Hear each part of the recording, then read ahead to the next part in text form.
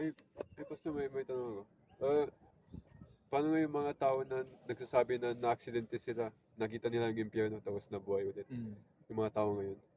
Marami nang ganyan kasi. Yung mga ganun. Yung ibang heaven pa nga nakita di ba? Yung heaven din. Hindi ba parang imagination lang nila yun dahil alam nila Pinakomatos ng mga 3 months, 4 months, 6 months, yun. Ano na kasi yun hindi mo rin sila pwedeng i-judge. Hindi mo rin sila pwedeng i-disregard. Kasi nga totoo ang spiritual life, di ba? Kung totoo nga nakita nila yon, hindi mo pwedeng sabihin na totoo nga yon. Hindi mo rin pwedeng sabihin na hindi totoo yon. Basta ang mahalaga, may narinig ka na gano'n na kwento, pwede mong pagbasihan ngayon. Pag ikaw na yung pinag-aaralan mo na, pwede mong pagbasihan yung mga gano'n. Pero hindi mo pwedeng sabihin na kung ano yung nakita niya, pwede mo nang paniwalaan. Kasi hindi mo pa rin pwedeng paano pag nagloloko lang, paano kung nakiuso lang yung tao na yun, hindi naman talaga niya na-experience, di ba? So hindi mo rin pwedeng kumbaga kailangan mag-play safe ka pa rin sa faith mo, dahil pwede pa rin na gamitin ng demonyo yon para maging paraan para baliktarin yung mga paniniwala mo, di ba? Yung mga nagpapagalaw ng kung ano-ano, makikita sumasayaw yung araw, di ba? Tapos naniwala ka na agad, yung lumuha na birhen, nandun. Lumuha lang naniwala ka na, nagbabaw ka na doon. Ano masasabi mo doon sa mga ganun? Jessica Soho. Hindi, bawal kasi yun. Hindi, bakit kaluluhod sa isang gawa ng tao? Di ba? Idolatry. So hindi tama yun. Kahit pa sabihin mo nagmilagro yun, kahit pa sabihin mo totoo nga. Kaya kasing gawin ng demonyo yun Kayang magpatulo ng kung ano doon na luha. Hindi porke may milagro gawa ng Diyos. Pinapasayaw nila yung gumagalaw daw yung Ayun. Gumagalaw daw yung Santo Niño. Gumaganyan daw, tapos parang ginaganyan na, pero para daw yung iba makikita mo magaling pinag-aralan, pinag-practicean lang nila Oo. Kaya pag masyadong mababaw yung paniniwala mo, yung faith mo, kaunting kiliti lang nila sa'yo, wala na, talikod ka na. Kaya hindi ako masyado nanonood ng Jessica Soho. Ako, pinapanood ko yun pero entertainment lang. Di ba? Para may pagtawanan ka. Sayang na may effort nila. Mahirap din yun, di ba? Tawanan mo rin yung ginawa nila para pati yung Black Santo Niño. Black Nazarene. Black Nazarene.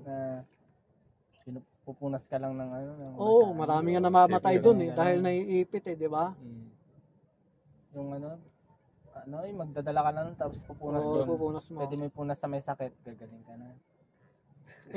Ang sakit naman kasi yun Hindi ka naman binigyan ng Diyos ng sakit pag binigyan ka ng demonyo ng sakit, tapos pumahid ka doon, tatanggalin ko yung sakit mo, sabi ng demonyo. Siya rin naman nagbigay sa'yo ng sakit Pwede niya, pag pumahid ka doon, tatanggalin niya yung sakit mo, di maniniwala ka na doon sa rebulto. Sa rebulto ka na naniwala, hindi ka na sa Diyos.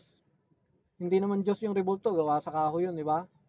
Di ba sabi din nila na huwag magpako-pako sa krus, yung ganyan, pero may Santo Niño naman sila na Nazareth, gano'n. Parang Catholic kasi sila Ganun.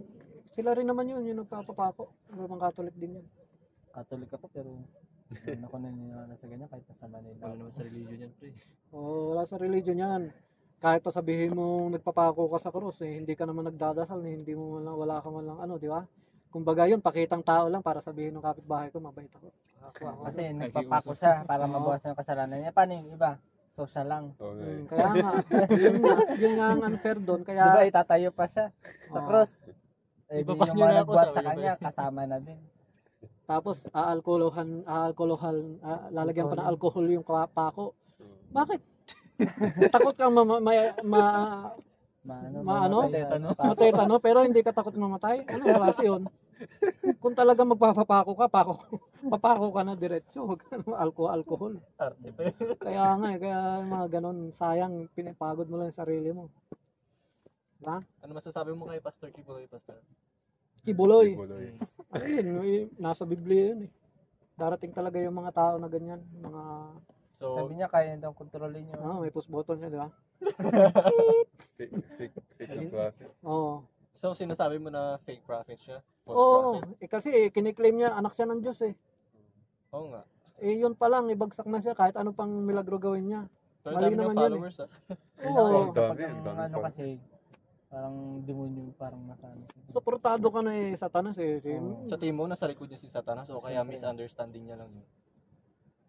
Eh kasi sinasamantala niya eh, dapat pag ganun talaga. Kasi pwede mo naman talagang, kahit si Satanas, magaling mag-preach yan eh. Ginamit nga niya kay Jesus Christ yung mga scripture eh, di ba? Oo nga. Oo.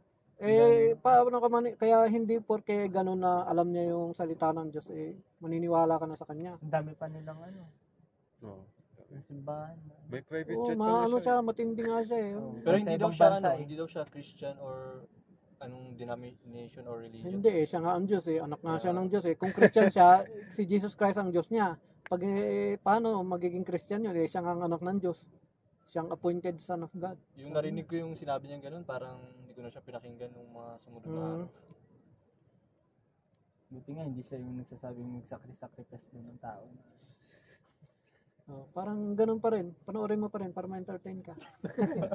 Sorry naman yung effort. Ginagawa na lang ng ganunin mo na yung buhay mo, hindi mo pa hindi kawawa naman.